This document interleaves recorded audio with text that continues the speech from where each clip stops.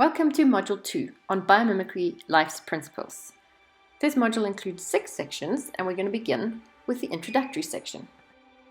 This section introduces Biomimicry Life's Principles through an example that explains their relevance. The purpose of this section is to recognize that Biomimicry Life's Principles are principles for thriving on Earth, and to understand that most human designs do not integrate many of these principles, yet almost every organism or ecosystem in nature integrates all of them at all life cycle stages, at all scales.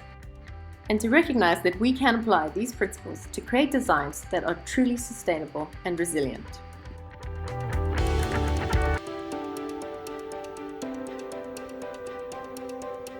Biomimicry is the practice of learning from and emulating nature.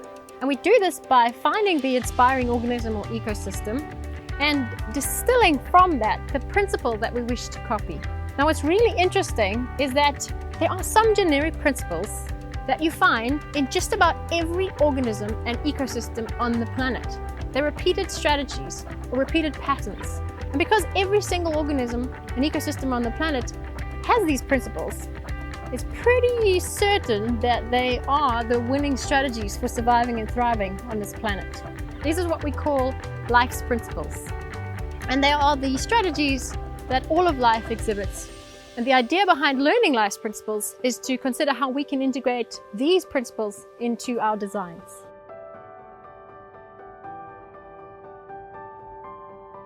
The best way to understand the relevance of life's principles is to take you through an example. I'm going to begin by giving you a human design and then compare that to the equivalent in the natural world. So think about a solar panel. It's really good at integrating some ecological principles. It's making use of readily available, renewable, abundant solar energy, and it's very efficient. But it's only designed for energy, and it's not designed with the whole system in mind. In fact, when it's made, it uses pretty toxic chemistry, and it uses a heck of a lot of energy, usually fossil fuel based, emitting large amounts of carbon. And when its life is over, it ends up in a landfill. It's not biodegradable and can cause some bleaching.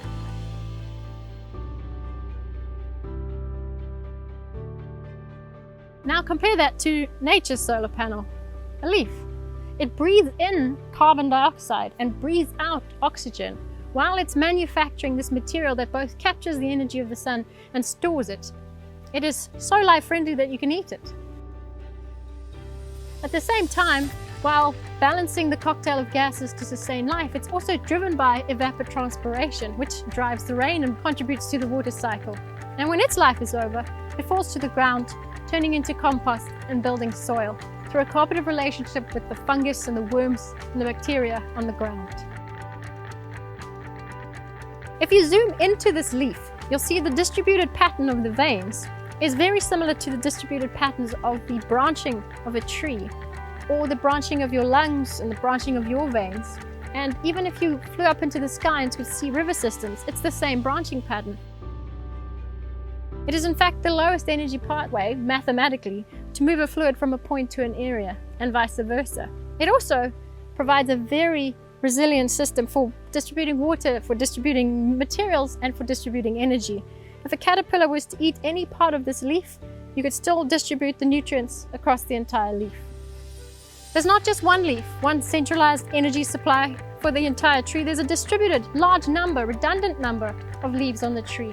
And there's not just one type of tree. There's a diversity of trees with a diversity of types of leaves to respond to different contexts and be locally attuned and responsive. There's not just one type of leaf in the forest. There's so many different types, not only in shape, but in structure as well. And even if you feel the materials are either waxy and thick or thin and flexible. And each one has a different way of meeting the function of capturing energy, but in different contexts and able to respond to different contexts.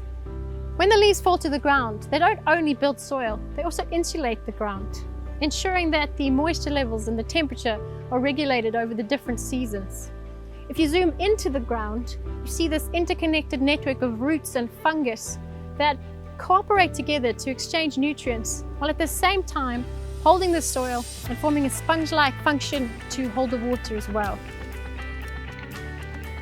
In the seed, it's like a little USB and there is a digital blueprint for 3D printing in another entire plant.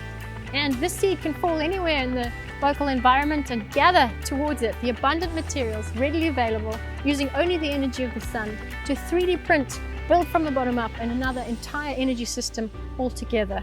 This time better evolved to fit within the local context.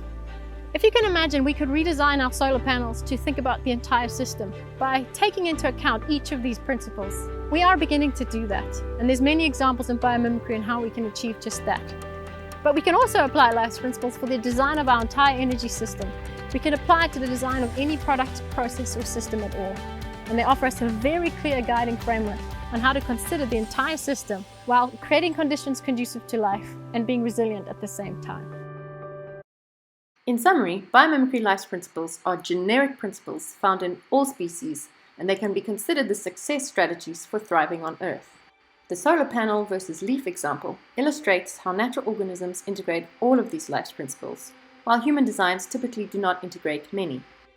But we can deliberately apply life's principles to our designs to create conditions conducive to life and embed resilience.